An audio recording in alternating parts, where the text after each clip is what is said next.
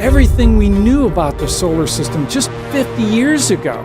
We got primarily from the back end of a telescope or from meteorites that fell. And when the meteorites fell and we wanted to know where they came from and what their composition was, this mission will make enormous strides answering so many questions that have come up in those 50 years.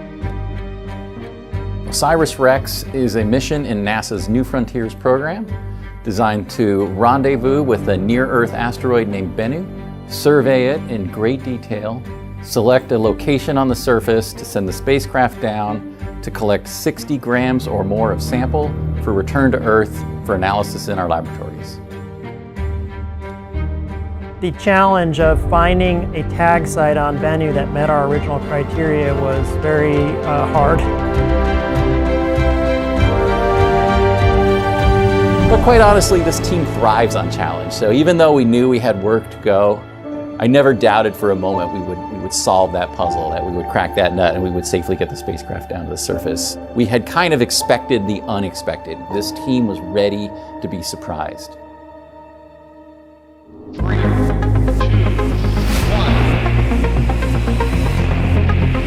And liftoff, OSIRIS-REx.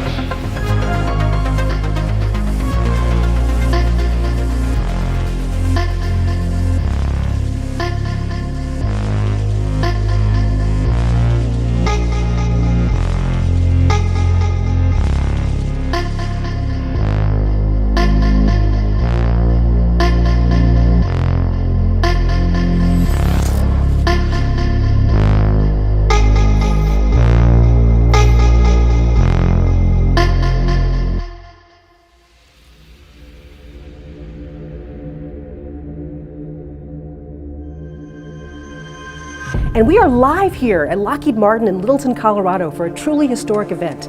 In just a few moments from now, NASA's OSIRIS-REx spacecraft is going to actually arrive at the asteroid Bennu.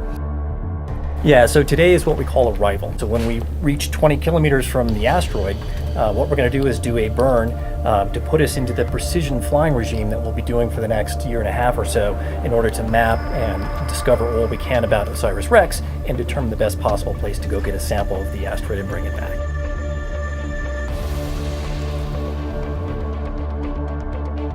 A little nervous, a little excited. I mean, after this burn is completed, we're going to be approximately 7 kilometers away from Bennu at the closest approach. So it's exciting, a little intimidating.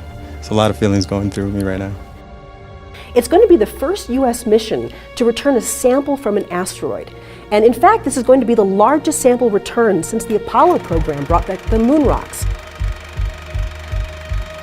This is NASA's first asteroid sample return mission. NASA has had other sample return missions, most famously the Apollo program, which brought back over 300 kilograms of lunar material, which we're still analyzing today to unravel the history of the moon and the Earth-Moon system and the origin of our solar system. But there's been nothing like OSIRIS-REx in NASA's repertoire. I like to call it the daredevil spacecraft, right? We just zipped around this asteroid like a hummingbird. And it's one of the things the microgravity environment does for you, is that you can stop, you can start, you can turn left, you can turn right, you can go into orbit, you can leave orbit. You really can explore the entire near-Earth asteroid environment in exquisite detail with ultra-precision maneuvers on the spacecraft. Bennu is about half a kilometer across, the size of a mountain. We're going to be mapping this entirely new, unexplored area of the solar system. So it's been a relatively long journey, as I mentioned, about 2 years to get out to this asteroid. So to give you a sense of a little bit of the mission timeline, OSIRIS-REx was launched on September 8th, 2016. And one of the first things we did was we did a flyby of the Earth to boost us into the right orbit to encounter the asteroid. So you see that here. We were also able to test our cameras and take a wonderful picture of the Earth as well.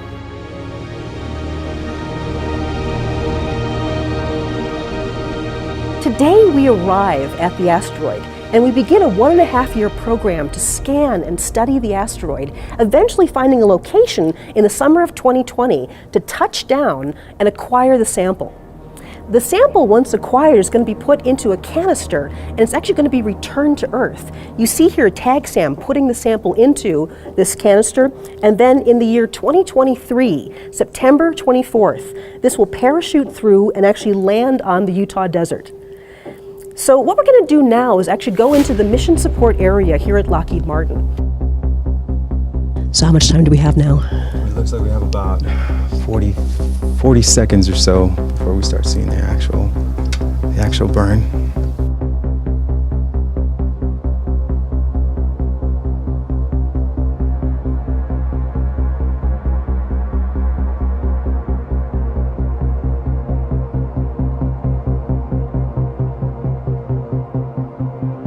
So just to remind you that we're live here at Lockheed Martin and we are just about to arrive at the asteroid Bennu and begin proximity operations to study this asteroid, eventually returning a sample back to Earth. Yeah, it's so exciting. I can't believe we're here.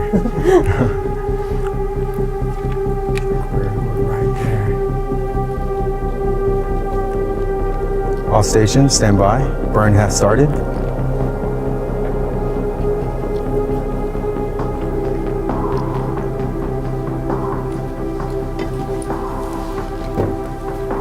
Stand by for Bennu arrival.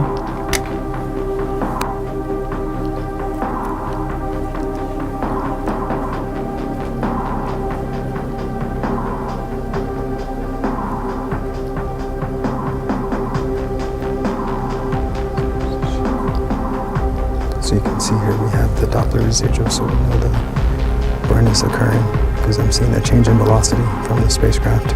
It's getting very quiet in here. Everyone's whispering.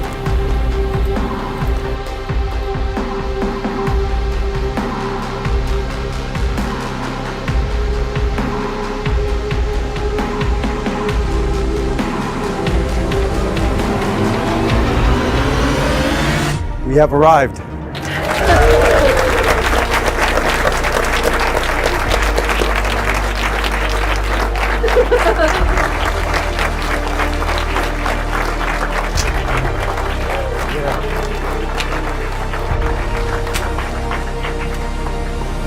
You may have noticed we were doing a bit of an unusual high five there. That's called the tag five, because that's reminiscent of the tag SAM arm that's eventually going to retrieve a sample. So we are here. We have arrived at Bennu. Arrival was officially December 3rd of 2018, and that was a morning I woke up and saw an event on my calendar that I put there a decade ago. So it was truly a great day for us. Arrival is one of the greatest moments of my career. I remember the very first images that came in, and we had been targeting this asteroid since 2005, so over 13 years of planning and plotting and dreaming about this asteroid, and we first saw it just as a tiny point of light moving across the background star field. And if you didn't know what you were looking at, you would never have spotted the asteroid because it looked like just any other star. But we all knew exactly where to look in that image, and then as you started to blink and you saw this thing move across, and I will never forget that feeling. It's like, it's real. It's really there. There really is something in space, and we know where it is, and we're on our path to rendezvous with it.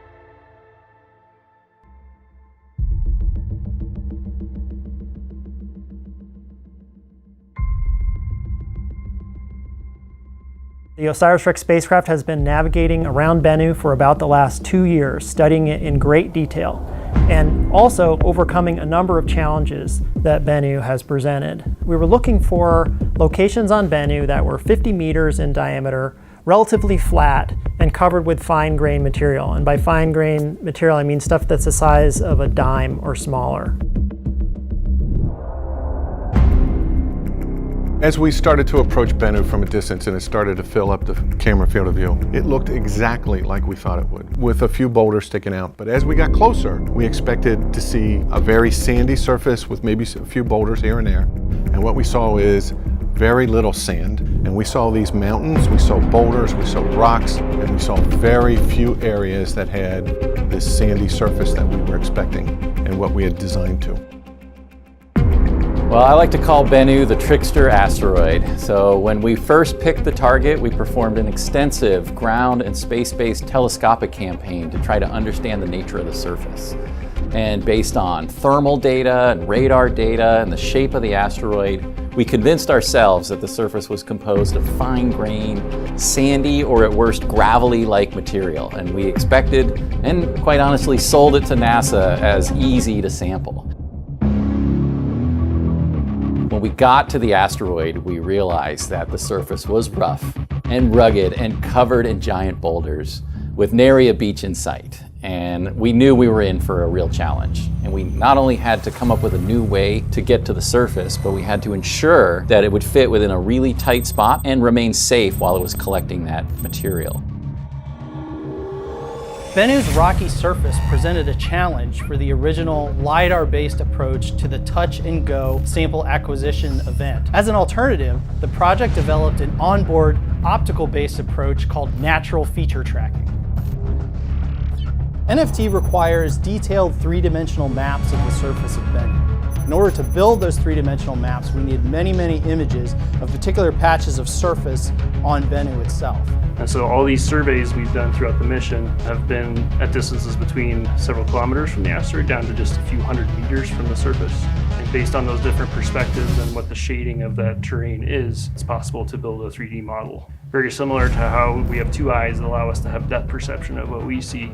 NFT requires multiple features across the field of view to have a depth perception. The original tag accuracy requirement was to touch the surface within a 50-meter diameter circle. Based on Bennu's rough surface, our actual performance has to be much better than that, at 10 meters or less. And even within that 10-meter area, there could be smaller localized hazards that may damage the spacecraft. Right now, we are working on a flight software patch to help us avoid hazards as we come in for a sample event. When we do natural feature tracking, that is all autonomous on board the spacecraft, where we load the features or a catalog to the spacecraft, so we are telling it where we expect these features to be. So as the spacecraft makes its progress down to taking the sample, we're recording images and then locating those landmarks to make sure we're on the right track. And if there's any issues with the trajectory or we see landmarks where we shouldn't, we know something's up and we can back away and wave off the attempt, try again. As soon as we were dealing with that and processing the challenge that Bennu presented to us, we literally saw the surface explode, erupting particles into the near Bennu environment, and we panicked.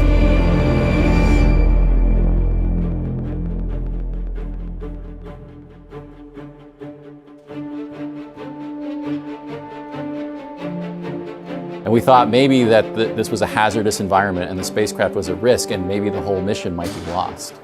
And this is where we realized how the microgravity environment can really mess with your mind. What looked like a dynamic, energetic explosion on the surface was simply a little puff of material with flakes of the asteroid gently gliding around, sometimes going into orbit, re-landing on the surface of the asteroid.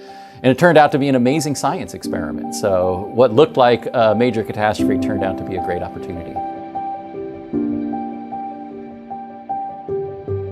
As we were first approaching asteroid Bennu in that fall of 2018, in the December timeframe when we arrived, we could already clearly see there were a couple of interesting areas that, to be clear, none of the places looked smooth, but there were some areas that were a little bit smoother that we could actually see with our eyes just from that visual observation. But then we had to really study them in detail and quantitatively look at, is this possible to deliver the spacecraft? Is this going to be safe for the spacecraft? And are the particles small enough?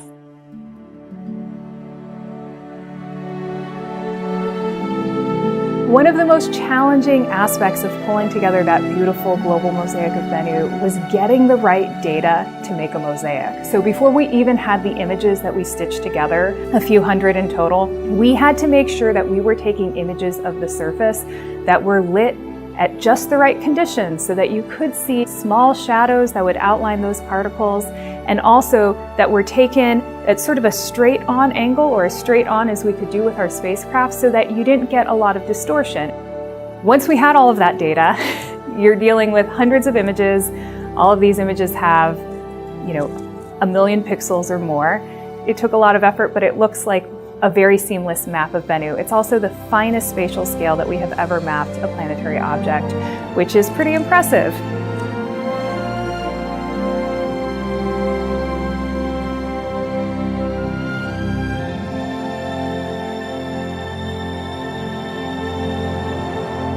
We went through a very rigorous sample site selection campaign, and we had 3 driving criteria. We had what we called the deliverability, which is how tight of a spot can we get that spacecraft into. We were looking at craters that were about 20 meters or 60 feet in diameter, just the size of a small parking lot, and the spacecraft's about the size of an SUV.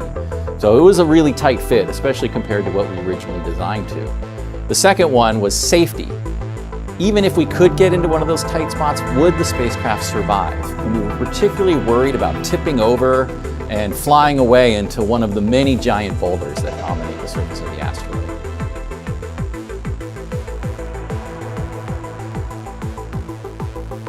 And then the third one was sampleability. If we got the spacecraft there and it was safe, was there anything on the surface for us to pick up?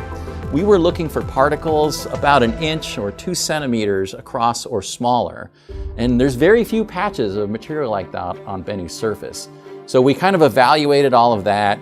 In the background was a parameter we called science value. But the good news was everything on Bennu was scientifically valuable. We saw water-rich clay minerals, and we saw organic molecules, which are 2 of the prime types of material that we were trying to collect.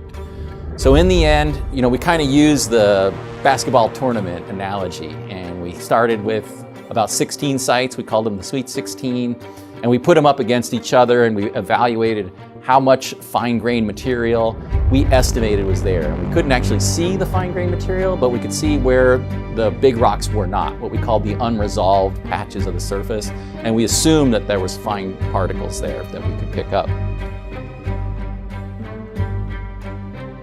We eliminated half down to the Elite 8 and down to the final 4. And when we had the final 4 sites, we performed a series of low-altitude reconnaissance passes to kind of do a safety check.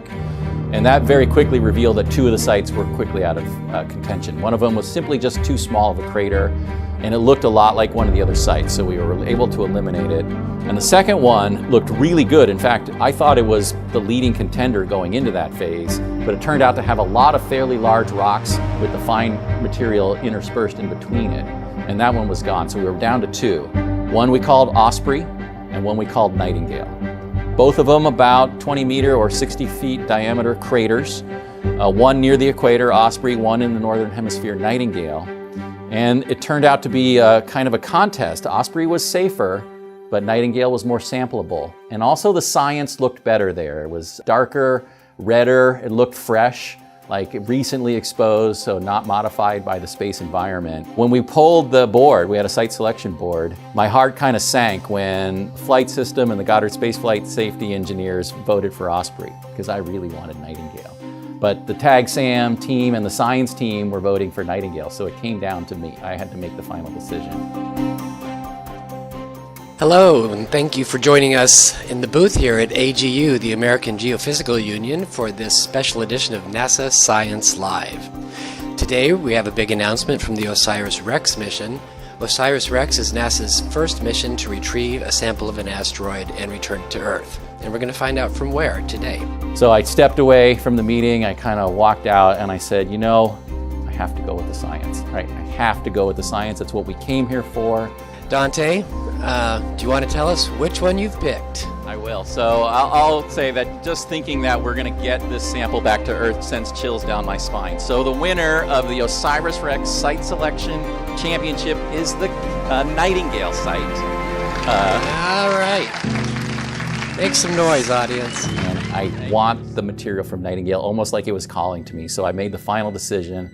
We're going to go in. The safety was acceptable. Lockheed Martin agreed that they could sample that area, and the science is what made the decision. It was a decision that had a lot of stakeholders, and a lot of people had to come together and make their case before a decision was eventually rendered by our principal investigator, Dante Lauretta. And so I remember during the sample site selection meeting, Dante turned to those of us who were scientists on the team and asked what our opinion was.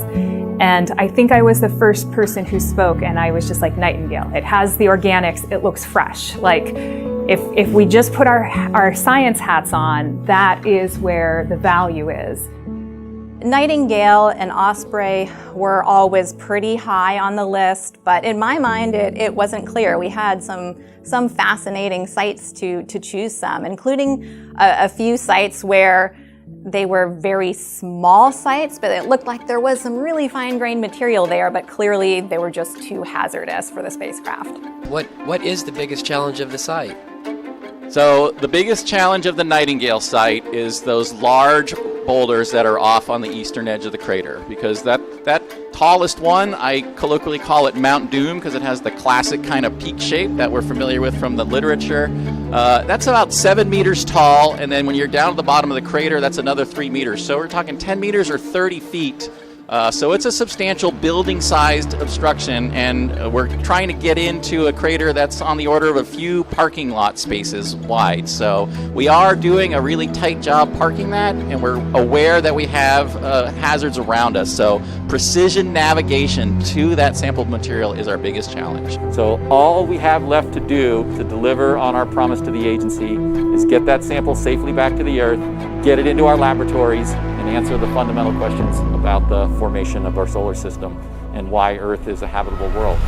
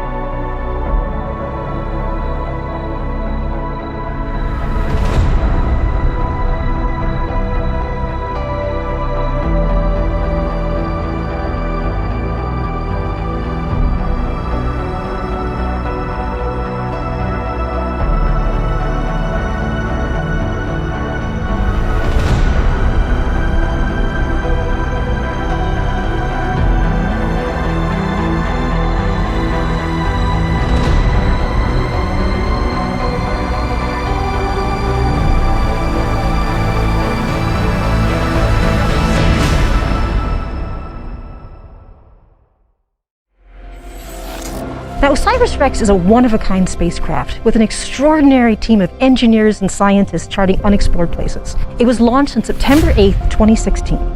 The vehicle has traveled over 2.2 billion miles on a complex route to reach Bennu. You are here with us on a historic evening. It will be NASA's first sample return from an asteroid, the attempt to actually sample the asteroid Bennu. OREX has descended below the 5-meter mark. The hazard map is go for tag. Contact expected in 50 seconds. We're going in. We're going in. This is a reality. We're actually going to be trying to sample on an asteroid. This represents the hopes and dreams, hard work, blood, sweat, and tears of thousands and thousands of people who have worked on this program for over a decade to make this a reality.